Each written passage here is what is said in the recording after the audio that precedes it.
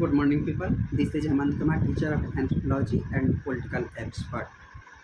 हमारी personal life में चर्चाएं हो रही है, जिसमें आज हम चौथे विषय पे चर्चा करते हैं कि मैं महिलाओं की तरह आंसुआ बहाता हूँ, महिलाओं की तरह रूठ जाता हूँ, महिलाओं की तरह मैं रोता हूँ, महिलाओं की तरह मुझे कोई मनाने वाले चाहिए। ये भी एक प्रश्न था।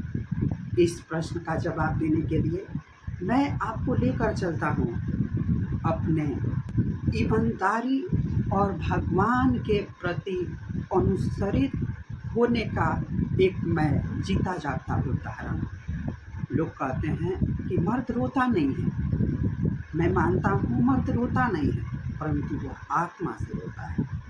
मर्द ऐसे कैसे नहीं रोता है? मर्द प्रेम में रोता है। क्या भगवान राम अपने पिता के मृत्यु पे नहीं रोए थे? क्या जब वो घर बार छोड़कर जा रहे थे तो वो अपने माता पिता के लिए आंसुआ नहीं बहाए थे? क्या भगवान श्री कृष्ण राधा जी के लिए नहीं रोए थे? क्या जो भगवान श्री कृष्ण थे वो अपने परम मित्र सुदामा के लिए नहीं रोए थे? क्या भगवान श्री रामचंद्र और भरत जी एक दूसरे के भातृ प्रेम में एक भाई भाई के रिश्ते के प्रति नहीं रोए थे? क्या एक माँ अपने बच्चे के दुख दर्द के लिए नहीं रोती है? क्या एक बेस्ट फ्रेंड अपने बेस्ट फ्रेंड के लिए आंसुआ नहीं बहा सकता? मैं वह मित्रता की मैं एक वैसी सीमा रेखा पर बंधा था और आज भी बंधा हूँ कि मैं किसी दोस्त को गलत राहों पे जाते हुए नहीं देख सकता। और ये चीज़ें आज से नहीं, बचपन से। मैं बार बार कहता हूँ कि मैं आज के ज़माने के लोगों से बहुत भिन्न हूँ। मैं जिससे दोस्ती और रिश्ते निभाता हूँ उसके प्रति मैं पूरी तरह समर्पित हो जाता हूँ। मेरे दिल में लेस मात्र भी यह चीज़ें नहीं खटकती कि मैं किसी दोस्त के लिए कुछ कर रहा हूँ, उसके पीछे मेरी कुछ लालच छिपी हुई है, कुछ उपलब्धियाँ छिपी हुई हैं, कुछ उससे मुझे लेना है, ग्रहण करना है। इसके लिए मैं किसी को मित्र बना रहा हूँ या उसको बेस्ट फ्रेंड बना रहा हूँ। ये चीज़ें मेरे दिल में नहीं रहती है। मैं लालच से बहुत दूर हूँ और ये चीज़ें तुम लोग नहीं समझ सकते, क्योंकि तुम लोगों ने आज तक किसी को अपना माना ही नहीं। जिसको बनाया उसके साथ छल कपट की दोस्ती निभाई।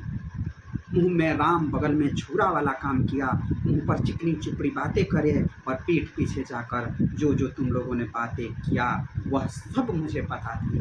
और सब चीज़ की जानकारी रखते हुए भी मैं तुम लोगों के साथ अच्छा व्यवहार किया, अच्छा संबंध बना कर रखा। अच्छा संबंध का मतलब फिर तुम लोग गलत वे में ले जा रहे हो। संबंध और रिश्ते का तुम लोग मर्म जानो।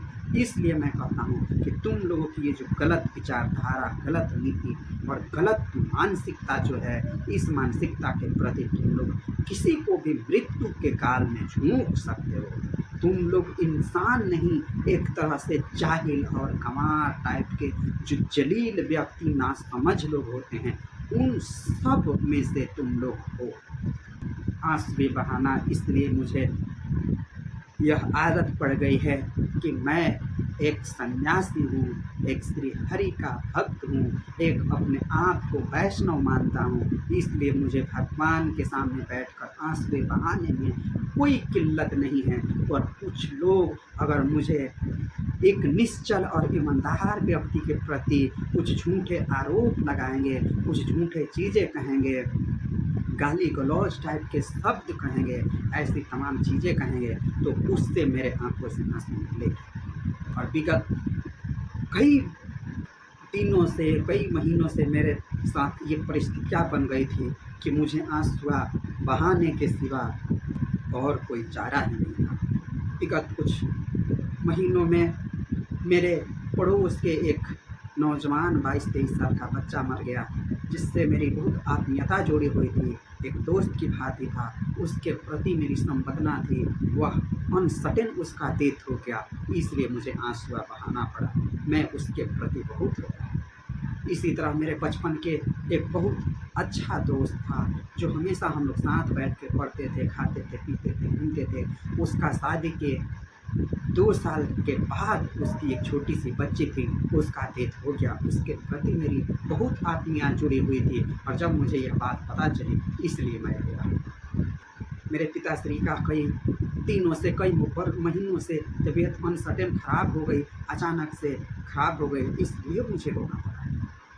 और आँसू वही बहा सकता है जिसके दिल में दर्द हो, वह अपने और दूसरों के प्रति थोड़ा भी भेद ना करता हो, अपने को जिस ईमानदारी के साथ मानता हो, उसी की तरह दूसरों को भी उतना ईमानदार मानता हो। और ईमानदार व्यक्ति एक सनातन हिंदू धर्म के अनुयायी, एक श्री हरि का भक्त, एक वैष्णव अगर रोता है तो उसके प्रति एक संवेदना होती है। वह किसी बहुत गहरे दुःख के बाद ही अपने आँसू बहा सकता है। ये चीज़ें थी मेरी परिस्थिति में, इसलिए मैं रोता था। और यह एक महिला होने के नाते नहीं, एक सच्चा ईमानदार और सोल का प्योर आदमी होने के नाते मेरे आँखों से स्वतः ही आँसुएँ निकल जाती है। इसलिए आज एक आँसू की कहानी के साथ, आँसू के प्रति दर्द के साथ आज का वीडियो मैं यहीं पे समाप्त करता हूँ। आप सबने मुझे सुना, इसके लिए आप सबको बहुत-बहुत धन्यवाद। अगले वीडियो में मैं आप सबके साथ फिर प्रस्तुत होऊँगा।